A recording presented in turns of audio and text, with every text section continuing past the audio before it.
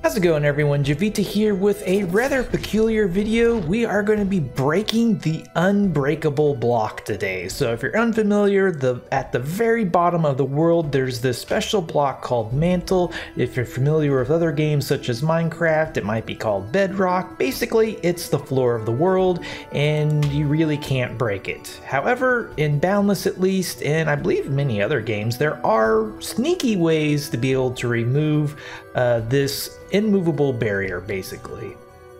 So basically what we're going to be doing is taking advantage of the mechanics of power coils.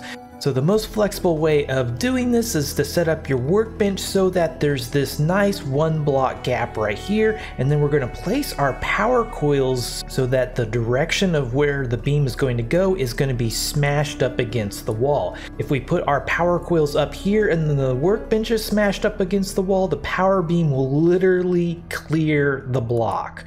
But if we do it this way, we can very easily plop this down, and as you can see, it immediately starts chewing through that mantle, and poof, it's gone. But as you can see, you really can't dig down into the mantle. You can really only level places off because you do need to find a low spot in order to start leveling off. So we can go ahead and break this, place it over here, and if you have multiples of these it actually goes a little bit faster. I only have 2, so it's really helpful to just go ahead and break the one that I have. That way it never leaves my action bar slot. But as you can see how I have this lined up, that I can just kind of move across here and with one machine break up to 4 blocks, and if you place it towards the end you can actually get even more. So I can get this one here, and no, I don't think I can get these 2 corner blocks, but we can go ahead and try. Yeah, see, they don't go diagonal ends change in elevation. they don't go 2 directions diagonally.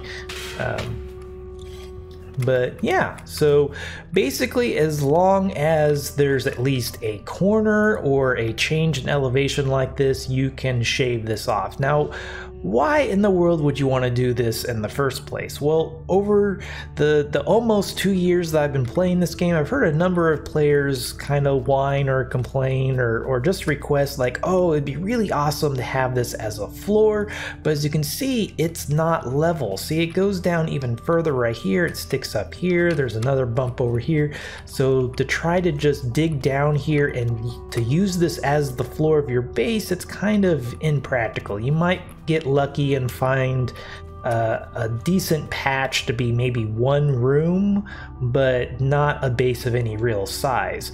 So using this method, you could find kind of the lowest point, which might be this right here, and then just over time you can gradually level it all off to either use the mantle as the floor directly, or you could just go ahead and place down your own floor and not have to worry about some random bump of mantle blocking your normal floor elevation.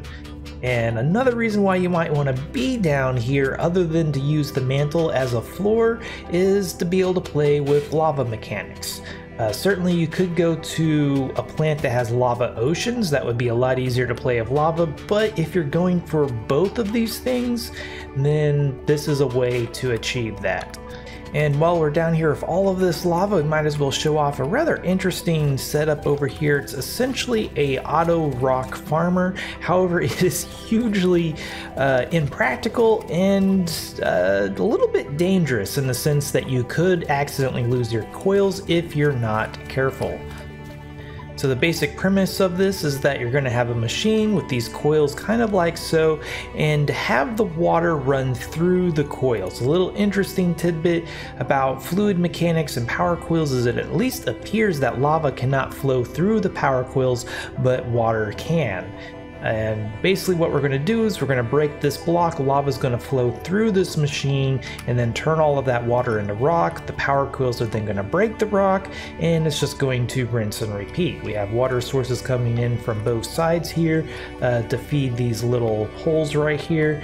And a couple of things you want to keep in mind is that while lava does not seem to be able to flow through power coils, if the lava flows on top of the power coil, it will turn the water flowing through the coil into rock and therefore destroy the coil. So that's why there are blocks on top of the coils to prevent any lava from thinking about doing that very thing. Just something to keep in mind if you're going to try this out. But let's break this block.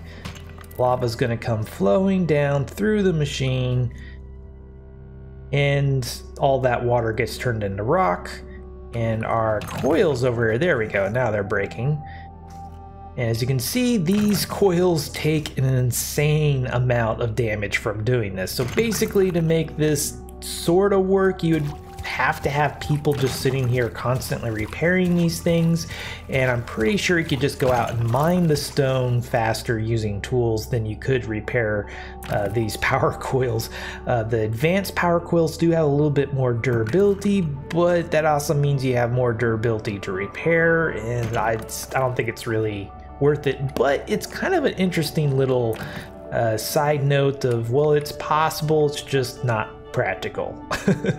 But anyway, I think that covers this video pretty nicely. It'll be interesting to see if the devs decide to fix whether or not power coils can break Mantle. It could be kind of considered an exploit of the game mechanics.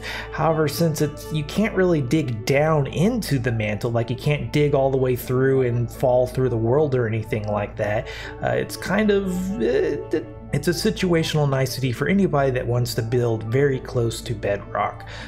So who knows whether or not it'll get fixed, but this was Jiivita. Thanks for watching. If you liked this video, be sure to hit that like button, subscribe if you want to see more like this, and if there's anything you didn't like, please let me know down below. Also, if you like my channel, want to get cool perks, check out my Patreon page. Until next time, peace.